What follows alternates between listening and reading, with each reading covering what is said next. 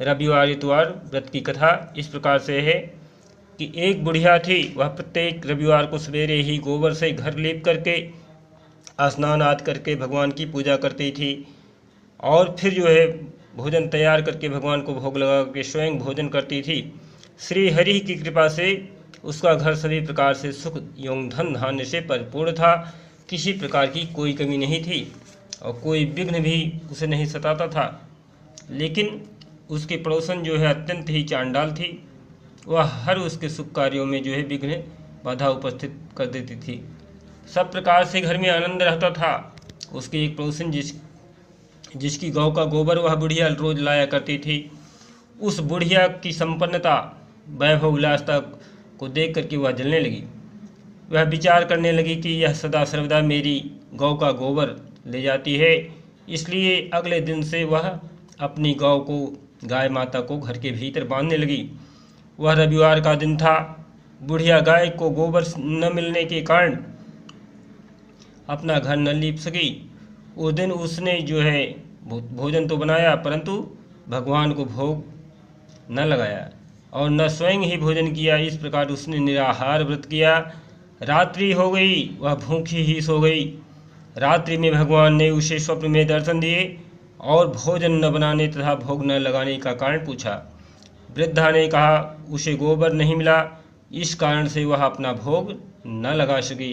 तब भगवान ने कहा, हे माता, हम तुमको ऐसी गाय दे रहे हैं जो सभी मनोकामनाओं इच्छाओं की पूर्ति करेगी। इस कामा सिद्ध्यर्थम, क्योंकि तुम हमेशा रविवार को पूरा घर गाय की गोबर से लीप करके भोजन बनाती हो और मेरा भोग लगाती हो, उसके बाद ही स्वयं भोजन करती हो। माता, इससे मैं बहुत ही प्रसन्न हूँ, अत्यंत ही खुश हूँ।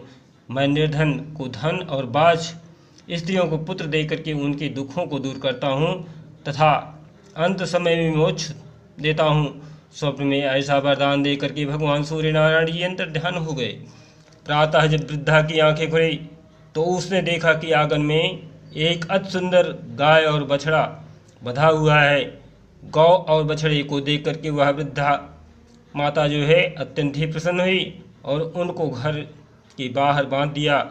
वहीं उनके खाने के लिए चारा भी डाल दिया।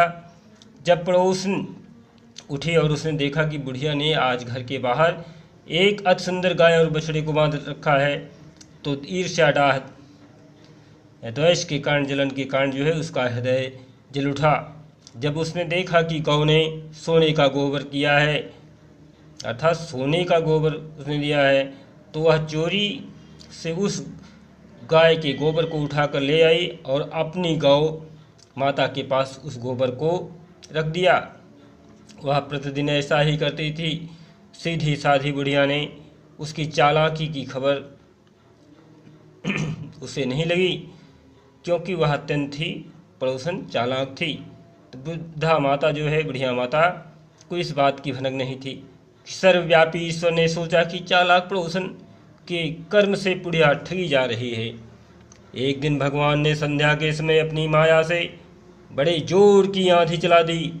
बुढ़िया ने आंधी के भय से अपनी गौ को घर के भीतर बांधने लगी। पड़ोसन ने देखा कि बुढ़िया गौ को घर के भीतर बांधने लगी है और उसका सोने का गोबर उठाने का दांव नहीं चलता, तो वह ईर्ष्या और डाह से जल उठी। अन्य कोई उपाय न देख पड़ोसन ने उस देश के राजा की सभा में जा कर के महाराज कहा कि महाराज, मेरी पड़ोसन में एक वृद्धा अर्थात बुढ़िया के पास जो है एक ऐसी गौ माता है जो प्रतिदिन जो है सोने का गोबर देती हैं, और आप जो है वहाँ सेना भेज करके जो है पकड़ कर सिपाहियों से उस बुढ़िया को लाइए और सोने को जो है आप प्राप्त कर लीजिए, उससे जो है प्रजा का पालन करिए। वह वृद्धा इतने सोचने को क्या करेगी, अर्थात वह बुढ़िया जो है माता उतना सोना क्या करेगी। उसकी बात सुन करके राजा ने अपने दूतों को वृद्धा के घर से गौ लाने का आदेश दिया।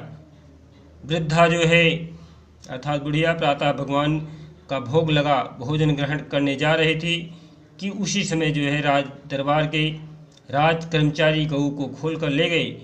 वृद्धा माता जो है बहुत रोई चिल्लाई, किंतु राजा के कर्मचारियों के सामने कोई क्या कहता। उस दिन वृद्धा माता जो है गऊ के वियोग में भोजन ना कर सकी और रात भर रो रो करके ईश्वर से गऊ को पुनः पाने के लिए प्रार्थना करती थी। राजा गऊ को देख करके अत्यंत ही प्रसन्न हुआ, लेकिन अगले दिन सुबह जैसे ही वह उठा, सारा महल गोबर से भरी दिखाई देने लगा।